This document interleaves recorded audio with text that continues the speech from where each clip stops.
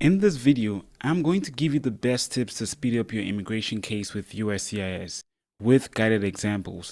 And the best part is that there are no fees involved. So if you're currently dealing with delays with USCIS, make sure to watch this through to the end, as this video will be of tremendous value to you.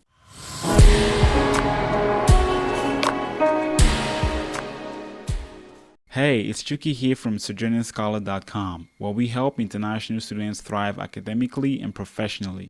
If you're new here, make sure to subscribe to the channel and hit that notification bell to stay up to date with all the latest high-value content coming your way. So there you are. You've done an excellent job of submitting a completed application to USCIS or responded timely to any request for evidence you may have received. Yet your case status is still stuck. You're constantly checking the USCIS case tracking tool every day or multiple times a day, hoping to see an update, and you're anxiously reading forums to find out if others are experiencing delays similar to yours. You keep calling the USCIS customer service only to get a generic response after waiting for an hour, and you're left in despair thinking you just have to keep waiting for USCIS to get it together. Well, I'm here to tell you that you don't. I'll be discussing in detail the most effective things you can do to get USCIS to take action on your case. Most of these are rarely talked about.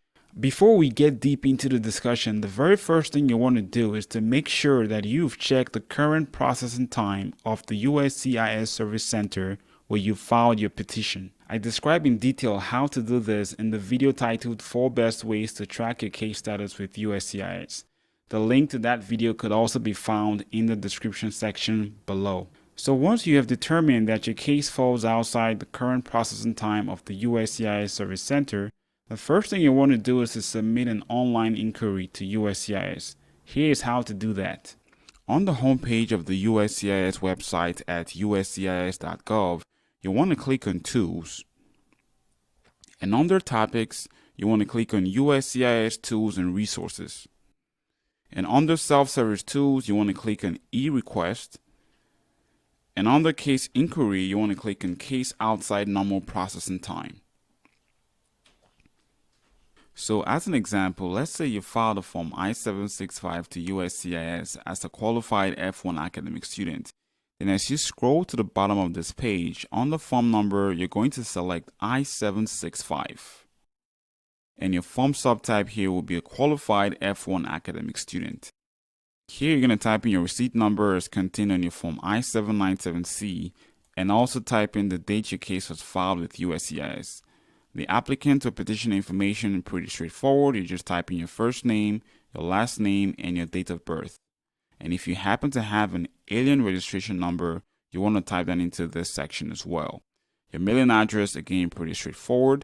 For the last action taken on your case, as an example, if you received a request for evidence from USCIS, you want to make that comment in this section. Again, straightforward, email address goes in here, and if you file this petition by yourself, then you want to select applicant or petitioner for this section, and when you're done, you want to click and submit. What's most effective about sending an online inquiry to USCIS is that you get more detailed description on the status of your case compared to what you can find on the USCIS case tracking tool. Now, once you've submitted an online inquiry to USCIS, you should expect to receive an email describing in detail the current status of your case. That email might also contain the next steps to be taken by USCIS towards processing your case. The next thing you can do is to submit an expedite request to USCIS, and here's exactly how to do that. Once again, from the homepage of the USCIS website at uscis.gov, you want to click on Forms. And on this webpage, on the left-hand side, on the Forms, you want to select Filing Guidance. And on the Filing Guidance, you want to click on Expedite Request. And on this webpage, you're going to find detailed instructions on how to make an expedite request with USCIS. It is critically important to note that whenever you make any claims in your expedite request, you need to be able to back this up with supporting proof. For example, if you make claims about financial hardships, then you might want to provide documentation such as your bank statements or eviction notices to back up those claims. The next option is to contact the congressman representing your district. Now, when you hear the word congressman, you might be thinking, heck, I'm not a US citizen. How am I supposed to contact a congressman? But what you need to understand is that a congressman is there to represent everyone who lives in your district, be that foreign nationals or US citizens. Now, generally, when you contact the office of your congressman, you're going to be asking them to help you speed up your case with USCIS. Given that USCIS is a U.S. federal agency that falls under the direct oversight of Congress, your congressman has a lot of leverage to get USCIS to take action on your case. In many cases, the process of contacting your congressman to help speed up your case with USCIS could be as easy as visiting your congressman's website. Let's take a look at some examples of how to do this. The first thing you want to do is to determine the congressman who represents your district. To do that, you want to go to this website at www.govtrack.us. The link to this website can be found in the description section below. On the homepage of this website, you want to click on the legislators and select members of Congress. And on this webpage, under Find Your Representatives and Senators, you just want to enter your current address or your zip code. And in this search result, we can find the member of Congress representing our district, and we simply visit his official website. On this website, we want to navigate to Services, and then we click on Help with the Federal Agency. And on this webpage, we can find detailed instructions to follow in order to get help with the federal agency from this office. And in the case of this office, all you have to do is to complete this online authorization form. And once you're done, you want to print this out, then sign it and mail or fax it to his office. For the second example, let's try a city in California. Once again, in the search result, we can find a member of Congress representing our district. We go to his official website.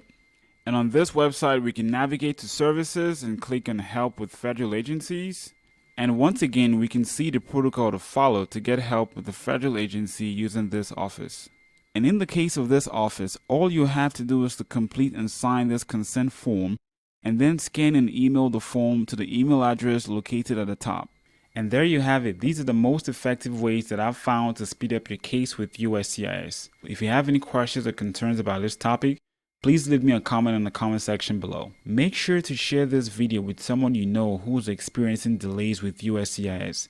If you found this video very helpful, give this a like and also subscribe to the channel to stay up to date with similar high value content coming your way. Thank you for watching the video, and I'll catch you on the next one.